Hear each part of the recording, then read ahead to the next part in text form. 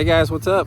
Welcome back here to another edition of Mental Mondays, and thanks a lot for making some time to check today's edition out. And if you're new to the channel and new to Mental Mondays, this is something we do once a week that usually doesn't have anything to do with fishing. We just try to take a break from the fishing videos and maybe stretch your mind a little bit, get people thinking a little bit. So it's something I really enjoy. You guys that are regulars to the channel, welcome back. So thanks for joining me for today's edition, guys.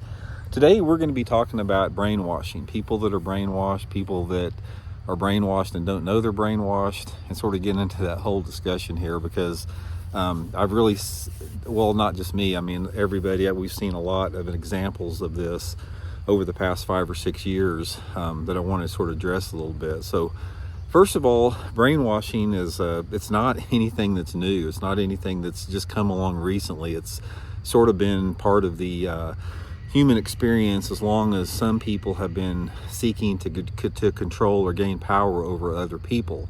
And that's normally how it is done. And for the most part, brainwashing, cults, that type of stuff that are sort of tied hand in hand, they're sort of associated a lot with political figures or religious figures throughout history. Usually these people are pretty charismatic individuals. They prey on people that have low self-esteem to a big degree. They prey on the people that are sort of misinformed and uninformed. They sort of like play to a sense of belonging, people that are sort of outcasts or looking to find their way in life, and they try to influence people in a negative way to basically have some type of a flock to gain power over. That's ultimately what it's about. Because if you look at a lot of the key figures over our history, from hundreds of years ago up until today, and you look at some of the more prominent political and religious figures, you can see an element to this to a large degree. I mean, why some people are attracted to that and how they get into some type of a sort of an information silo, an information bubble that allows them to be brainwashed and has very damaging effect not only on those people but in society as general out there. I think a lot of this, one of the elements that has come into play over the past 5 or 10 years is the advent of social media. Because before, brainwashing, and when I talk about brainwashing, I'm talking about it's a broad definition of certain people or persons that are trying to gain power over other people by feeding their mind with misinformation or disinformation. So it's sort of that, when I use that term brainwashing, that's sort of like the umbrella that it's under. But we've seen sort of an explosion of this through the advent of social media the last 5 or 10 years, because so many people, that's how they get their information, that's how they get what they perceive as news, and to a large degree it's probably more rampant than we've ever seen. And one of the things that's sort of like powerful about brainwashing is that somebody that is good at it, if you take a political figure or a religious figure that is really good at controlling people and gaining a big following of people, a very loyal, adamant following of people, a lot of times those people are dark to begin with. I mean, they do that on purpose to control other people, to gain power. And they do that by telling them what they want to hear. And they do that by creating division. It's like, it's always us versus them. It's like they're out to get you. I'm the only thing that can protect these people from getting you. And it's this divisive rhetoric that the people that are responsible for brainwashing segments of the public, that is very dangerous to our society. It always has been. And that's how they gain power. That's how they maintain power, is by influencing a base of people that are extremely supportive and extremely adamant to support that people, regardless of what they do. Because you can take a charismatic leader like that, and it doesn't matter what they do. They can break laws, they can do horrific things, and their followers will overlook that. They will gaslight that. They will try to discredit anyone that tries to point that out.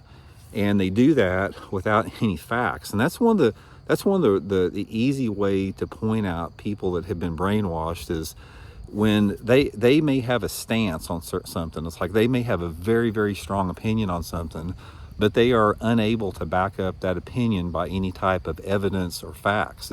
It's a fact-free, evidence-free perspective that is based upon emotion. It's based upon the fear of the alternative. And the alternative is that once somebody is brainwashed and once somebody falls for one of these magnetic personalities, their identity becomes so attached to supporting that particular person that if they lose that identity, or if that identity is challenged, that is a very, very fearful thing to them, because they feel threatened on a deep internal level with that. So the point of the matter is what can you do about that? It's like the only thing that we can really do about that is to try to educate people, because the problem with people that are brainwashed, again, when I say that, I don't want to make it sound like somebody is just like turned into this zombie, because people that are in cults or brainwashed are normal people. They could be in your gym, they could be, friends of yours, but the problem with that is they fall into an information silo that they discredit or they overlook anything except the information they get. They normally a lot of these people that are brainwashed, they access all of their information about the world and the worldview from some very, very isolated sources. And those sources are usually not backed up by any type of verifiable fact checking or source checking. And they don't want to be. That's the whole thing about it. People that are brainwashed do not want to have to provide evidence or fact checks to their belief systems, because it doesn't back it up. It doesn't make sense. So the only thing that we have to do as a society is we have to make the access to legitimate information more accessible to everybody, and we have to be able to point out misinformation and disinformation when it comes up. And it's especially important to do this. One of the worst things that has happened to some social media outlets is they don't fact check certain claims made by people that have huge followings. And you can't do that, because there's a lot of people out there that they get all of their information from maybe certain people they really admire or they really follow, and they discredit anything else that comes along with that. And in doing so, that perpetuates the problem. So,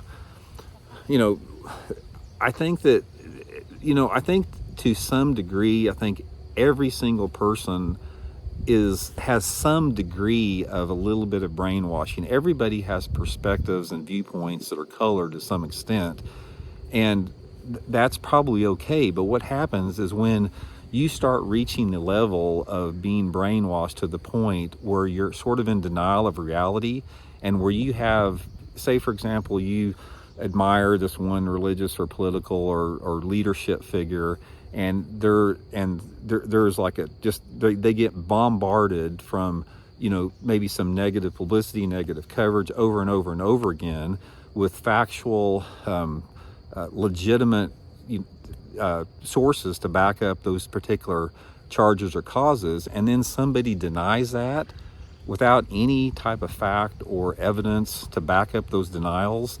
That is when they're sort of living in a fantasy world, and that's when it becomes dangerous, and that's when it becomes divisive as a society. So the point of the matter is, guys, is people do not need to be assigning power or giving power to people that don't deserve power.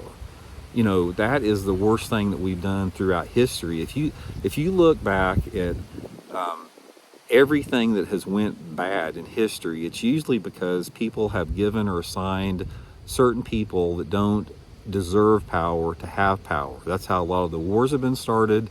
That's how a lot of the strife and suffering has occurred throughout the course of human civilization. And the only way that we can get past that is through education. And people that are in positions of power have to be the adults in the room, and they cannot be in positions of dividing people and creating strife and trying to cause division and trying to get this us versus them type of mentality. Because man, we're all in this life together, guys. We have got to get along. We have got to work with each other. We've got to care for each other. We've got to love each other. And these people out there that sow division on our planet, they do not deserve any respect whatsoever. They deserve to be out of those positions of power, and we need to have people in those positions of power that unify people and get people working together and realize that we're not that different. A lot of you dudes out there I've got some haters out there that can't stand me. I've got people that like me. Everybody does. But ultimately, if you spend time around somebody and you take away all the external viewpoints and you spend one-on-one time with somebody, most of the time you're going to get along with that person. You're going to find out and you're going to see their good qualities, because everybody has good qualities out there. So the point of the matter is, guys, just be aware of it. Call it out when you see it. And anyway, shoot me some comments. Let me know what you guys think. So we'll talk later. See you.